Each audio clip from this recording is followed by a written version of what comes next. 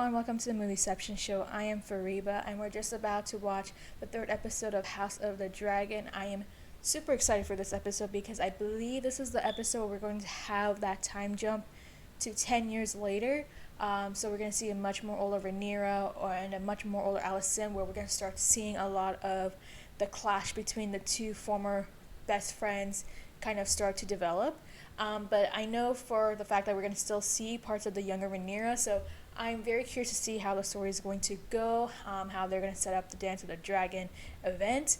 And yeah, I'm just super excited. I mean, this is a great show so far. I mean, it's just great to see the fact that the show has managed to kind of redeem Game of Thrones by bringing the best parts of Game of Thrones with the dialogue, the tension, the CGI, everything, right? So without further ado, let's get started with the third episode of House of the Dragon. No, please! Ah!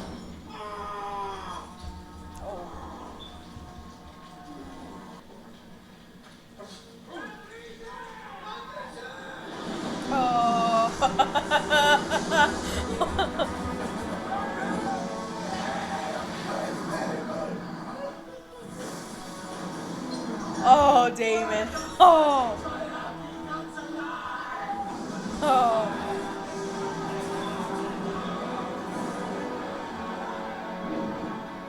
Dear my friend, save me!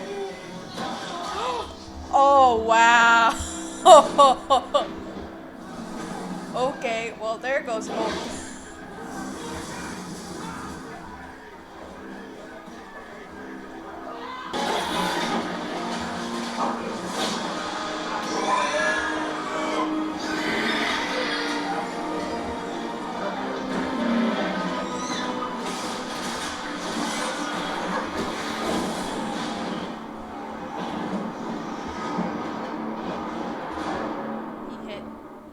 He hit. Yes, he Oh, the baby already came. does. Oh, And you man. have my nose. 2 years old and already our boy has a kingly presence. He may yet, brother. Man to the throne. I wouldn't be so sure. He's the king's firstborn son. I don't know that his grace sees it so clearly. Urgent. It's been 3 years. It can wait another 3 days.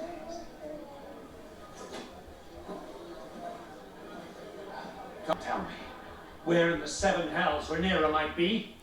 Under the dragon's eye. Reading with the Under the dragon's eye. She fled with her ships and her people. She fled with her ships Rhaenyra? and her people. Yes, my queen. Your presence is wanted in the outer courtyard. The royal hunt ready to depart. I just want to cringe so hard. You may go, Samuel. You want to stay by order of the princess. The queen commands you to leave the Lordwood at once. Ah, okay. Princess. Okay. Your grace. Could be fun. Is it the king's command? Yes, but Then at once, your grace. it needn't be. None of it needs be this way in truth, Rhaenyra. Nah, man, nah. The Aegon came quickly and without fuss. Okay. Okay. You should ride out with me today. Join in the chase. Ceaselessly You reminded. don't need to be reminded. You ever attended to. No one's here for me. Oh.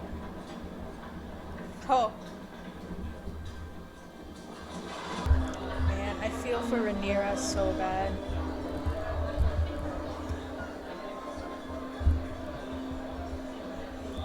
Dragged into it by your uncle and the sea snake. And how have you served them on plates, Lady Red Wine? Wait and cake. Oh, Lord. Oh, okay. Mendes ground is this? Oh, it's a Lannister.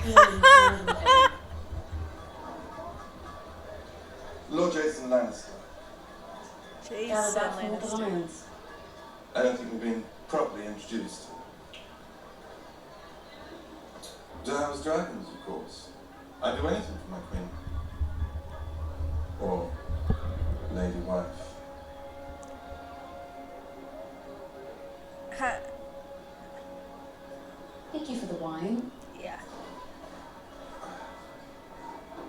Nice to proffer about to the great houses.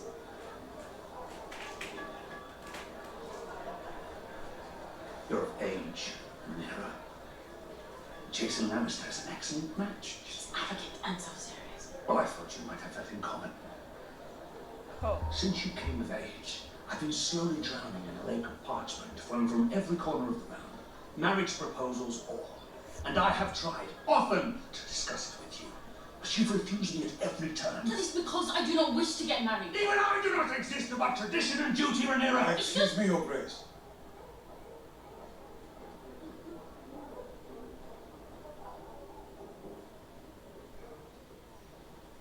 You must marry. Yes. The Royal Huntsman has sent a report, Your Grace. There's been a sighting of a white hart. Did I hear stag? Lannister. Was I named heir to the Iron Throne so that I might only further raise the standing of a Lord of Castle Rock? I would be honoured to take the Princess Rhaenyra to wife, Your Grace. What I offer you, the crown and your daughter, is strength. Do you think that House Targaryen wants for strength? When someone offered you more dragons, would you not take them? Do you have dragons to offer? Oh. Castle Rock is a splendid seat. Rhaenyra may take her place there by my side without shame and feel herself well compensated for her loss in station. What loss of station? If you were to name young Aegon heir, Your Grace. And when would I be doing that? I had assumed, as is your firstborn son, nothing of the sort, Your Grace. I did not decide to name Rhaenyra my heir on a whim. All the lords of the kingdom would do well to remember that. Thank you. Prince Aegon. You gotta be serious, right? He's only 2. The boy just turned 2, Mother. Yes, but it Even would the cease king the finds it endless preposterous. proposals for Rhaenyra's hand. Even the king finds it preposterous. Betroth them. I came here to Let's marry a 18-year-old to a 2-year-old boy. What the? Let us speak no more.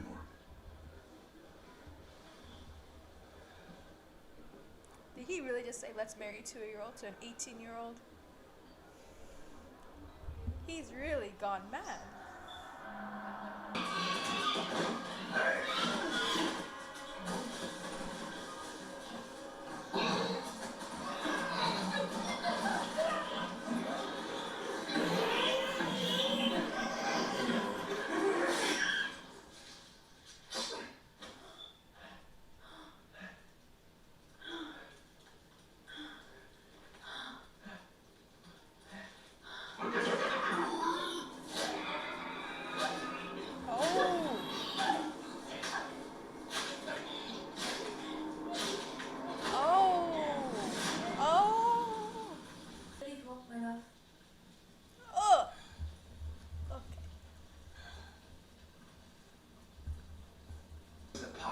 dragon. It's the power of prophecy. The hour is too late, husband. When Rhaenyra was a child, I saw it in a dream. Right here, right.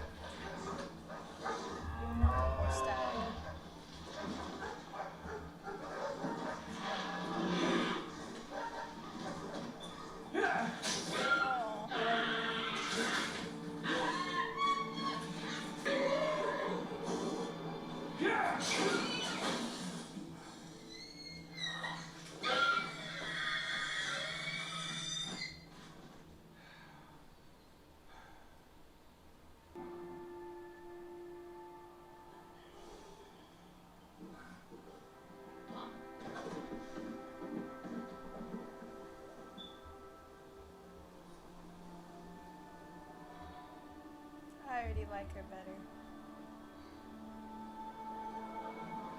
Harris himself, born again. Rhaenyra isn't born. What of my son? Screw you. Would you have me raise a man to steal his own sister's birthright? It is Aegon that's being robbed. He's the firstborn son of the king Cutting to deny ass. that he is heir to the throne, Cutting to assail ass. the laws of gods and men. Cunning ass. The road ahead is uncertain, but the end is clear. Aegon will be king. That was always his plan, He huh? must guide Viserys towards reason. That was always his plan. Always. He'll never find it on his own. Ah, bitch. With Alicent Hightower's son. The boy you always wanted. Oh, call her. Call him How out. can you count now? Call You him have out. no further use for me. You might as well peddle me for what you can. A mountain stronghold or a fleet of ships. You have misjudged me, Rhaenyra. Oh, know it. Jason Lannister knows it. You said it yourself. The lords of the realm gather like vultures to a carcass, hoping to feast on my bones. It is true that as rulers, Council uncle, art the master of complaints. enough. Master of complaints. Why should any of us?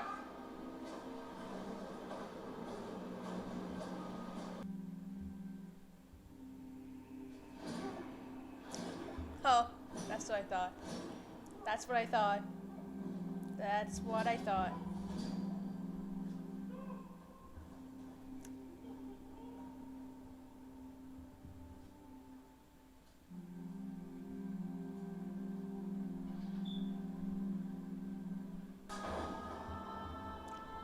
He's going to wave the white flag.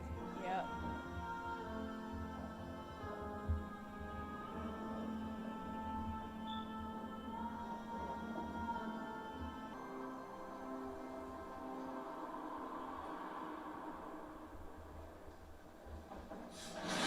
Yeah. Counterattack. Yeah. Holy shit, Damon.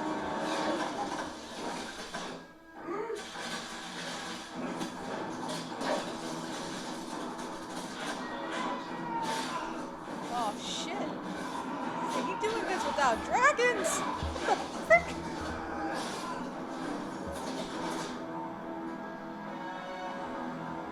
Impressive.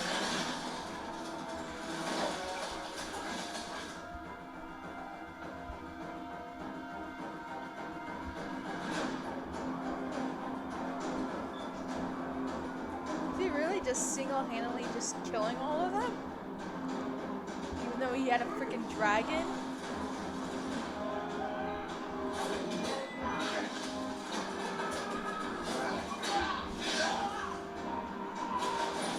I love how not a single bow has hit him. Oh.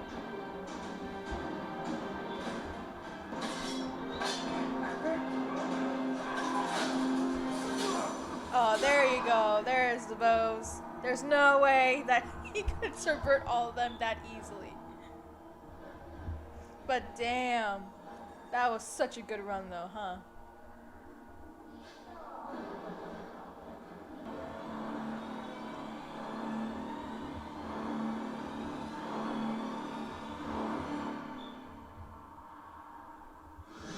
Ah, there you go.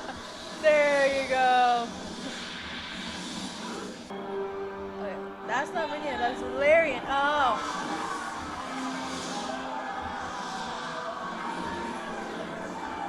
Nice one.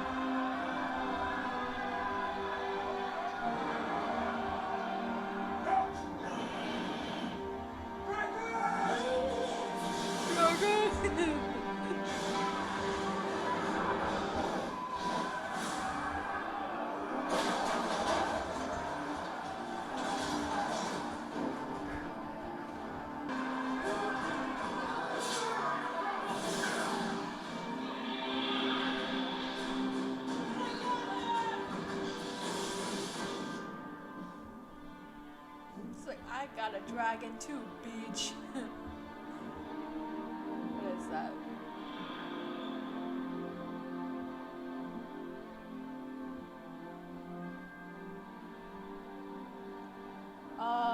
Daemon killed the guy, I think. That's what it looks, right? Daemon killed the guy. Oh, yeah, he killed him. That's it.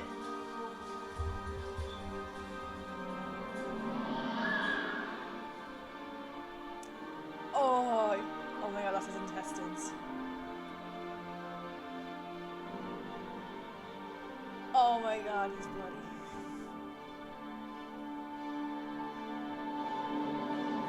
That was the third episode of House of the Dragon, and so there was a time jump. It was not the big time jump that I expected, but it was a 3-year time jump. So at this point, Alicent already had the son.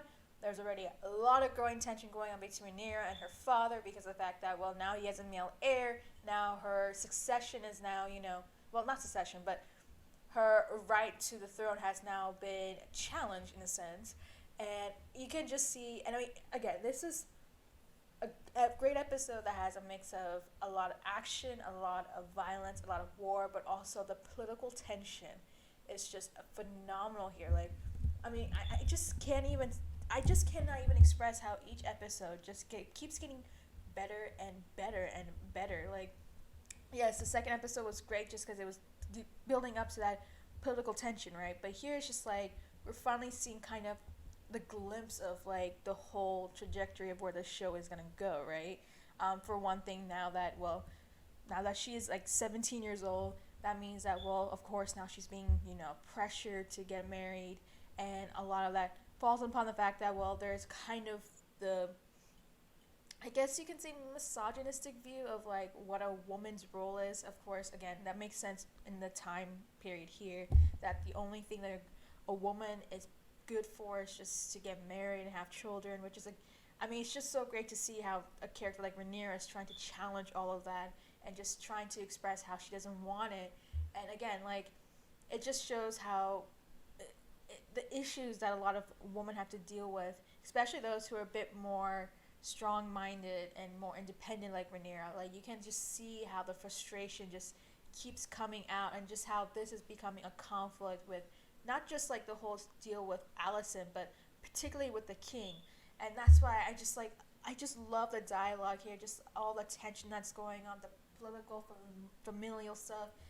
It's just super, super amazing. Like, even at one point, they were even considering the fact that they wanted to have Rhaenyra marry a 2-year-old Aegon, her half-brother. That was just freaking insane. That's how desperate they are going into this. Just like, let's just try to get rid of Rhaenyra, which is kind of like WTF. Like, they really want to get rid of her, and it's just like, wow. Like, wow. But I just love the fact that Rhaenyra keeps her head up high and just tries to keep, try to be vocal about everything.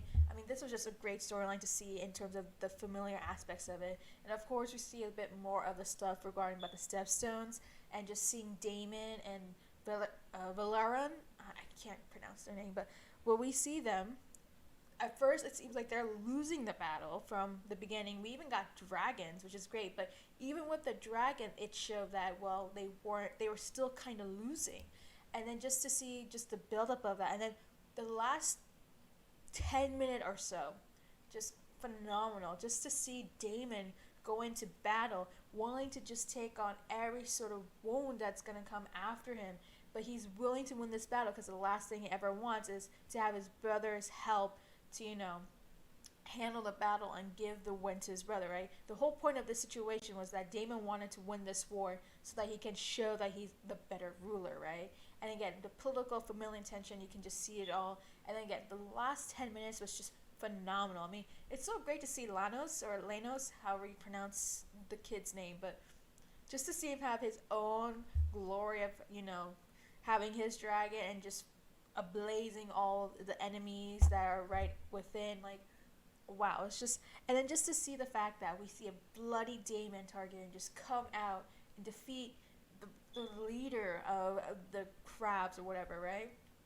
I mean, wow, that was just an amazing setup. I mean, again, this is a great episode here. Just, again, just the the balance of the dialogue, the tension, the drama, and then of course we have the war and the battles. This is everything that makes Game of Thrones so great, and now we're seeing it being utilized here in the House of the Dragon. I mean, it just each episode keeps getting better and better, and not just that, but we're starting to see the Hightowers and how deceitful and cunning they are, and how, of course, all they really want is just the power. They're a power-hungry family, and they'll do anything they can to retrieve that power just so that their own family can rise to the occasion.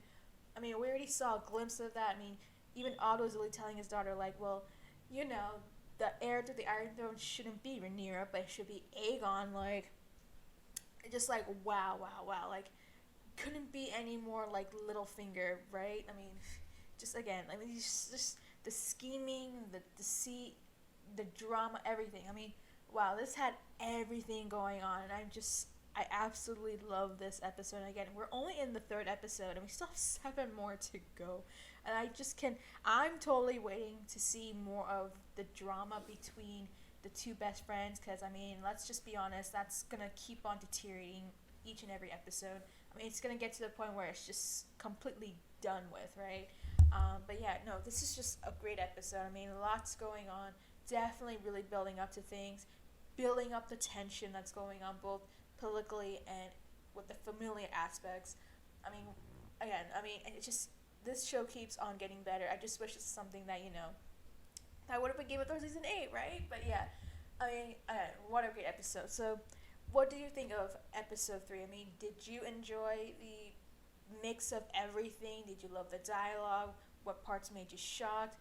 What were your favorite parts of this episode? And what do you think is going to happen moving forward, right? I mean, let me know down in the comments down below, and make sure to like and subscribe.